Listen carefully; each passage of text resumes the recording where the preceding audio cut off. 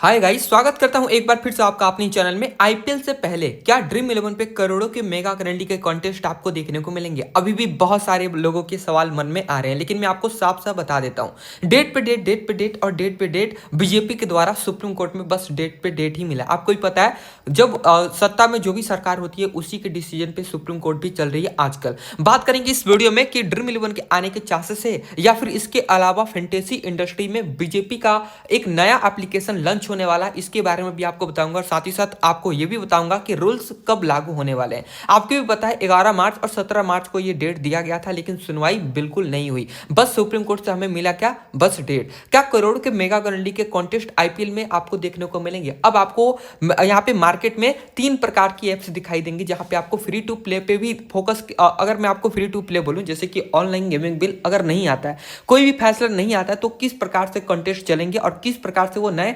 BJP का जो investment है वो फैंटेसी इंडस्ट्री में किस प्रकार से गया है। मैं आपको एक न्यूज बताने वाला हूं। जब ऑनलाइन गेमिंग बिल नहीं आया था ना, उससे एक अगस्त से पहले एक ब्रेकिंग न्यूज चल रहा था, जिसमें ड्रीम 11, जो कि आपको पता है इंडिया का फैंटेसी मार्केट का सबसे बड़ा ड्रीम 11 है, जिसकी आने वाले 2028 तक इसकी जो रेवेन्यू होने वाली थी वो बिलियन में जाने वाली थी। कम से कम 3 से 4 बिलियन डॉलर में आप यहाँ पे मान सकते हो जाने वाली थी। तो उसमें क्या हुआ, ये मतलब लोगों को देखा नहीं गया। जस्ट लाइक मुकेश अंबानी, बड़े बड़े बिजनेसमैन इस चीज में इन्वॉल्व है, ध्यान रखना। और सरकार, बीजेपी सरकार को जहां भी फायदा दिखता है वो वहां पे ही अपना यहाँ पे इन्वेस्ट करती है। तो इस प्रकार से 6 महीने से बस डेट पे डेट और डेट पे डेट ही मिल रहा है। अब बात करेंगे ड्रीम 11 के आने के कितने चांसेस होंगे। ये थ्योरी है, ध्यान रखिएगा।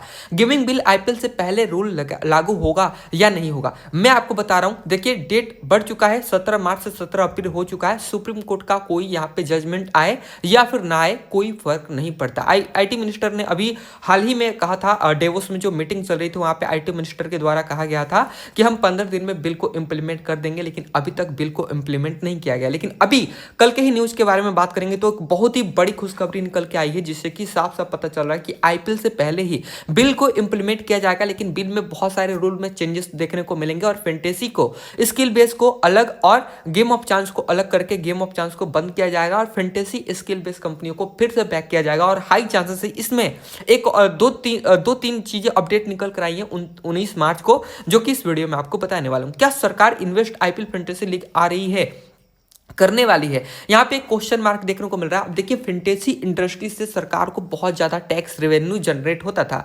फैंटेसी मार्केट में यानी कि गेमिंग इंडस्ट्री में बहुत सारी ऐसी टॉप लेवल की कंपनियां हैं जिसकी नजरें अलग अलग बिजनेसमैन की लग पड़ी हैं, जिसकी वजह से इस बिल को लाया गया। और अगर बिल को लाया ही गया यूथ को बचाने के लिए, तो अब तो आईपीएल ऐसा सीजन है जहां पे आप बिल को इंप्लीमेंट कर सकते थे, लेकिन नहीं। आईटी मिनिस्टर के द्वारा साफ साफ कहा गया कि हम इस बिल में संशोधन करेंगे, जब 28 सितंबर को ड्राफ्ट रिलीज किया गए थे उस दिन पे।